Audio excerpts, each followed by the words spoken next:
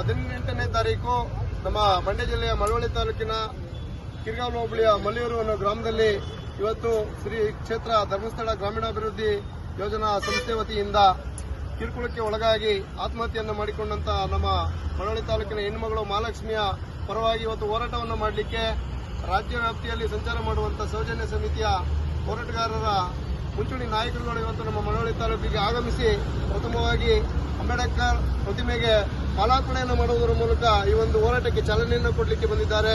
ಅವರಿಗೆ ಮಳವಳ್ಳಿ ತಾಲೂಕಿನ ಸಮಸ್ತ ನಾಗರಿಕರ ಪರವಾಗಿ ನಾನು ಮೊದಲಿಗೆ ಅವರಿಗೆ ಸ್ವಾಗತವನ್ನು ಕೋರಲಿಕ್ಕೆ ಬಯಸ್ತೇನೆ. ಇವತ್ತು ಮಳವಳ್ಳಿ ತಾಲೂಕಿನಲ್ಲಿ ಅಂತ ಹೇಳಿದ್ರೆ ತಪ್ಪಾಗ್ತದೆ ಏನೋ, ಇಡೀ ರಾಜ್ಯ ವ್ಯಾಪ್ತಿಯಲ್ಲಿ ಇವತ್ತು ಮಹಿಳೆಯರ ಮೇಲೆ ದೌರ್ಜನ್ಯಗಳ ಸಂಖ್ಯೆ ಜಾಸ್ತಿ ಆಗ್ತಾ ಇರ್ತಕ್ಕಂಥದ್ದು ಮೈಕ್ರೋ ಫೈನಾನ್ಸ್ ಕಂಪನಿಗಳ ಒಂದು ಕಿರುಕುಳದಿಂದ. ಅದರಲ್ಲಿ ಮೈಕ್ರೋ ಫೈನಾನ್ಸ್ಗಳ ಅಪ್ಪ ಇವತ್ತು SKRDP. ಇವತ್ತು ಆ ಒಂದು micro finance company Dharmasthala Shri ಕ್ಷೇತ್ರ ಧರ್ಮಸ್ಥಳ ಗ್ರಾಮೀಣಾಭಿವೃದ್ಧಿ ಸಂಸ್ಥೆ ಇವತ್ತು ಮಹಿಳೆಯರನ್ನ ಜೀವವನ್ನು ಬಲಿ ತೆಗೆದುಕೊಳ್ಳಕ್ಕೆ ಒಂದು ಗುತ್ತಿಗೆಯನ್ನು ತೆಗೆದುಕೊಂಡಿರ್ತಕ್ಕಂಥ ಒಂದು ಸಂಸ್ಥೆ ಅಂತ ಹೇಳಲಿಕ್ಕೆ ನಾನು ಇಷ್ಟಪಡ್ತೇನೆ. ಏಕೆಂದ್ರೆ ಇವತ್ತು ಆ ಒಂದು ಸಂಸ್ಥೆಯಿಂದ ಕಿರುಕುಳವನ್ನು ಅನುಭವಿಸಿ ಎಷ್ಟೋ ಜನ ಹೆಣ್ಮಕ್ಳುಗಳು ಇವತ್ತು ಜೀವನ ಕಳ್ಕೊಂಡಿದ್ದಾರೆ, ಎಷ್ಟೋ ಸಂಸಾರಗಳು ಇವತ್ತು ಜೀವನವನ್ನು ಹಾಳು ಮಾಡ್ಕೊಂಡಿದ್ದಾವೆ, ಎಷ್ಟೋ ದಂಪತಿಗಳು ಇವತ್ತು ಆ ಒಂದು ಹಣವನ್ನ ಮರುಪಾವತಿ ಮಾಡ್ಲಿಕ್ಕೆ ಆಗದೇನೆ ವಾರನೂ ಆ ಹಣವನ್ನು ಭರಿಸಲಿಕ್ಕೆ ಸಾಧ್ಯ ಆಗದೆ ಇವತ್ತು ಎಷ್ಟೋ ದಂಪತಿಗಳು ವಿಚ್ಛೇದನವನ್ನು ಪಡ್ಕೊಂಡಿರ್ತಕ್ಕಂಥದ್ದು ನಾವು ನೀವು ನಿಮ್ಮ ಮತ್ತೆ ಊರುಗಳಲ್ಲಿ ನಮ್ಮ ಊರುಗಳಲ್ಲಿ ಇವತ್ತು ನಾವು ನೋಡ್ತಾ ಇದ್ದೇವೆ.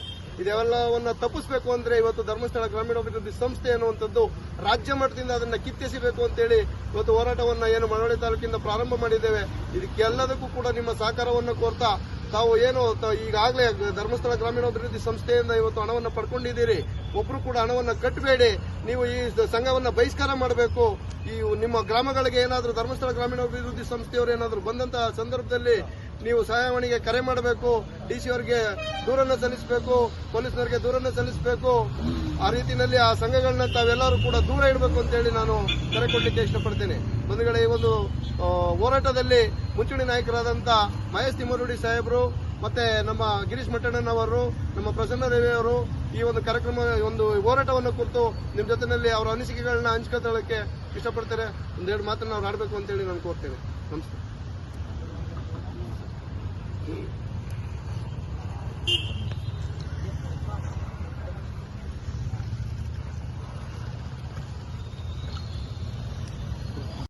ಸಂವಿಧಾನ ಶಿಲ್ಪಿ ಡಾಕ್ಟರ್ ಬಾಬಾ ಸಾಹೇಬ್ ಅಂಬೇಡ್ಕರ್ ಅವರ ಒಂದು ಮೂಲ ಮಂತ್ರ ಶಿಕ್ಷಣವೇ ಶಕ್ತಿ. ದಲಿತರಲ್ಲಿ, ಹಿಂದುಳಿದ ವರ್ಗದರಲ್ಲಿ, ಶೋಷಿತರಲ್ಲಿ ಮುಂದೆ ಬರಬೇಕು ಅಂತ ಹೇಳಿದ್ರೆ, ಜನಜಾಗೃತಿ ಆಗಬೇಕು ಅಂತ ಹೇಳಿದ್ರೆ ಶಿಕ್ಷಣವೇ ಮೂಲ. ಇಲ್ಲಿ ಏನಾಗಿದೆ, ಶ್ರೀ ಕ್ಷೇತ್ರ ಧರ್ಮಸ್ಥಳ ಗ್ರಾಮಾಭಿವೃದ್ಧಿ ಯೋಜನೆ ಅನ್ನೋ ಹೆಸರಿನಲ್ಲಿ, ಪವಿತ್ರ ದೇವಸ್ಥಾನ ಧರ್ಮಸ್ಥಳದ ಹೆಸರಿನಲ್ಲಿ ಯಾರಿಗೆ ಶಿಕ್ಷಣ ಇಲ್ಲ, ಯಾರಿಗೆ ಕಾನೂನಿನ ಅರಿವು ಇಲ್ಲ, ಅಂದ್ರೆ ದುಡಿಯುವ ವರ್ಗ, ಈ ರಾಜ್ಯದ ಬಹುತೇಕ ದುಡಿಯುವ ವರ್ಗ ತಮಗೆ ಅರಿವಿಲ್ಲದೇ ಈ ಅಭಿವೃದ್ಧಿ ಹೆಸರಿನಲ್ಲಿ ಗ್ರಾಮಾಭಿವೃದ್ಧಿಯ ಹೆಸರಿನಲ್ಲಿ ಏನು ಸಾಲವನ್ನು ಕೊಡ್ತಾ ಇದ್ದಾರೆ, ಸುಲಭ ಸಾಲ ಅಂತ ಹೇಳ್ತಾರೆ, ಅದರಿಂದ ಬಡ್ಡಿ ವಸೂಲಿ ಮಾಡ್ತಾ ಇದ್ದಾರೆ, ವಾರದ ಬಡ್ಡಿ ವಸೂಲಿ. ಅದರಿಂದ ಈ ನಮ್ಮ ಅತಿ ದೊಡ್ಡ ಶೋಷಿತ ವರ್ಗ ಈ ಸಾಲದ ಸುಳಿಯಲ್ಲಿ ಸಿಲುಕಿ ಒದ್ದಾಡ್ತಾ ಇದೆ. ಮಳವಳ್ಳಿಯಲ್ಲಿ ಮೊನ್ನೆ ನಮ್ಮ ಸ್ನೇಹಿತರಾದಂತಹ ಮಂಜುನಾಥ್ ಅವರು ಹೇಳಿದಂಗೆ, ಪಾಪ ಅವ್ರಿಗೆ ಅರಿವಿಲ್ಲ, ಕಾನೂನಿನ ಅರಿವಿಲ್ಲ, ಬ್ಯಾಂಕಿನ ನಿಯಮದ ಅರಿವಿಲ್ಲ. ಅಂತವ್ರಿಗೆ ಬರೀ ದೇವರ ಫೋಟೋವನ್ನು ಮುಂದಿಟ್ಟು ಒಂದು ದಂಬಾಚಾರ ಮಾಡಿ ಧಾರ್ಮಿಕ ಭಯೋತ್ಪಾದನೆಯನ್ನೇ ಹುಟ್ಟಿಸಿ, ಅಷ್ಟೇ ಅಲ್ಲದೆ ಅವಾಚ್ಯ ಶಬ್ದಗಳಿಂದ ಬೈದು ಬಡ್ಡಿ ವಸೂಲಿ ಮಾಡ್ತಾ ಇರುವಂತಹ ಪ್ರಕ್ರಿಯೆ ಏನಿದೆಯಲ್ಲ, ಅದಕ್ಕೆ ಹೆದರ್ಕೊಂಡು ಪಾಪ ಹೆಣ್ಮಗಳು ಧೈರ್ಯ ತಾಳಲಾರದೆ ಆತ್ಮಹತ್ಯೆ ಮಾಡಿಕೊಂಡು ಆ ತರ ಅನೇಕ ಸಾವಿರಾರು ಸಾವುಗಳು ಈ ರಾಜ್ಯದಲ್ಲಿ ಆಗ್ತಾ ಇದೆ. ಅದಕ್ಕೆ ಒಂದು ಔಷಧಿ ಏನು ಅಂತ ಹೇಳಿದ್ರೆ, ಡಾಕ್ಟರ್ ಬಾಬಾ ಸಾಹೇಬ್ ಅಂಬೇಡ್ಕರ್ ಅವರು ಹೇಳಿದಂಗೆ ಶಿಕ್ಷಣ, ಜನಜಾಗೃತಿ, ಆ ಒಂದು ಕೆಲಸವನ್ನ ಮಾಡೋದಕ್ಕೆ ಶ್ರೀಯುತ ಮಹೇಶ್ ಶೆಟ್ಟಿ ತಿಮ್ಮರೋಡಿ ಅವರ ನೇತೃತ್ವದ ಏನು ಸೌಜನ್ಯ ಹೋರಾಟ ಸಮಿತಿ ಇದೆ, ನಾವು ಆ ಒಂದು ಪ್ರಯತ್ನವನ್ನ ಮಾಡ್ತಾ ಇದ್ದೀವಿ. ನಮಗೆ ಸಂತೋಷ ಆಗಿದ್ದು ಏನು ಅಂತ ಹೇಳಿದ್ರೆ, ಇಲ್ಲಿ ಅಂಬೇಡ್ಕರ್ ಸೈನ್ಯದ ಜಿಲ್ಲಾಧ್ಯಕ್ಷರು ಸಿದ್ದರಾಜು ಅವರು, ಬಂಡಾರು ಸಿದ್ದರಾಜು ಅವರು ಮತ್ತು ಜಿಲ್ಲಾ ದಲಿತ ಸಂಘರ್ಷ ಸಮಿತಿಯ ಅಧ್ಯಕ್ಷರಾದಂತಹ ಶ್ರೀಯುತ ಸುರೇಶ್ ಜಿ ಅವರು. ಆನಂತರ ವಿಶೇಷ ಏನಂತ ಹೇಳಿದ್ರೆ ಅಲ್ಲಿಯ ಗ್ರಾಮ ಪಂಚಾಯಿತಿ ಅಧ್ಯಕ್ಷರು. ನಾನು ಯಾಕೆ ಇದನ್ನು ಹೇಳ್ತಾ ಇದ್ದೀನಿ, ಇಂಥ ಪ್ರಸಂಗದಲ್ಲಿ ರಾಜ್ಯಾದ್ಯಂತ ನಡೆದರೂ ಕೂಡ ಯಾವೊಬ್ಬ ಸ್ಥಳೀಯ ಮುಖಂಡರು ಕೂಡ ಮುಂದೆ ಬರಲಿಲ್ಲ ಅಸಹಾಯಕರ ಪರವಾಗಿ. ಆದರೆ ಇಲ್ಲಿ ಮಂಜುನಾಥ್ ಅನ್ನುವಂತಹ ಒಬ್ಬ ಯುವಕ, ಅವರಿಗೂ ಕೂಡ ಆಮಿಷವನ್ನು ಕೊಟ್ಟರು. ನಿಮಗೆ ಲಕ್ಷಾಂತರ ರೂಪಾಯಿ ಕೊಡ್ತೀವಂತ ಆಮಿಷವನ್ನು ಕೊಟ್ಟರು. ಅದಕ್ಕೆ ಬಗ್ಗದನೆ ನಾನು ಜನರ ಪರವಾಗಿ ಇರ್ತೀನಿ ಅಂತ ಹೇಳಿ ಮುಂದೆ ಬಂದಿದ್ದಾರೆ. ಇದು ಈ ರಾಜ್ಯದ ಒಂದು ಯುವ ಶಕ್ತಿಯ ಒಂದು ಪ್ರತೀಕ. ಯುವಕರು ಮನಸ್ಸು ಮಾಡಿದರೆ ಎಂಥ ದೊಡ್ಡ ದುಷ್ಟ ಶಕ್ತಿಯನ್ನು ಕೂಡ ನಾವು ಬಗ್ಗ ಬಡಿಬೇಕು ಅನ್ನೋದಕ್ಕೆ ಮಳವಳ್ಳಿ ತಾಲೂಕಿನ ಮಲಿಯೂರು ಗ್ರಾಮ ಇದೊಂದು ಮಾದರಿ.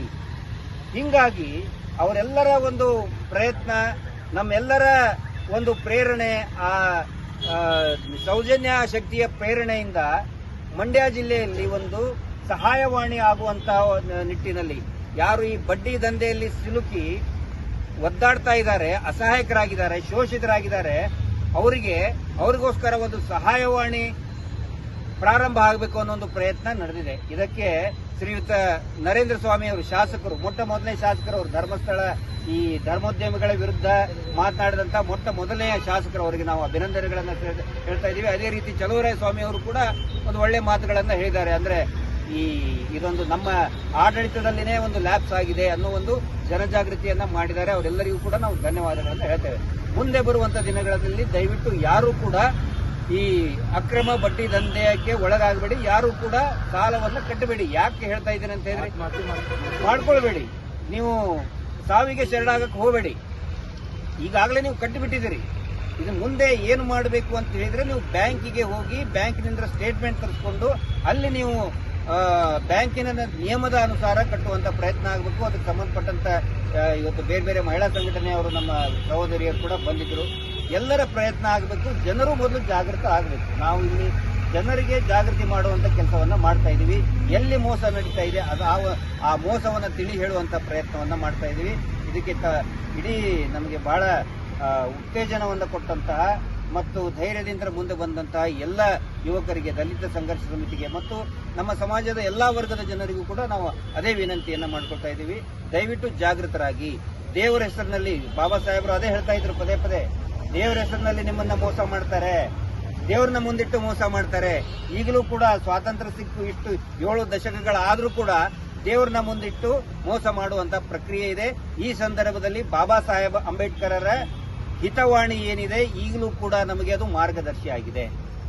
ಹೀಗಾಗಿ ಈ ಒಂದು ಮೋಸದಿಂದ, ಈ ಮೋಸದ ಆಟದಿಂದ ದಯವಿಟ್ಟು ಎಲ್ಲಾ ನಾಗರಿಕರು ಕೂಡ ಜಾಗೃತರಾಗಬೇಕು ಅನ್ನೋದು ನಮ್ಮ ವಿನಂತಿ.